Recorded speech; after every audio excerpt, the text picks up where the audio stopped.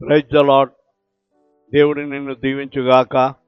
ఈ దినం వాగ్దానము, నా శత్రువుల ఎదుట నీవు నాకు భోజనము సిద్ధపరచుదువు. కీర్తన గ్రంథము 23వ కీర్తన 5వ వచనం. దేవుడు మనలను శత్రువులను కూడా మిత్రులుగా చేసి మనకు ఆయన వారి ద్వారా విందు చేయించే ఆశ్చర్యమైన కార్యం చేసి సమాధానపరచువాడు. దేవుడి ఈ వాగ్దానము నీ వెనికిడిలో ఆశీర్వదించుగాక. ఆమేన్.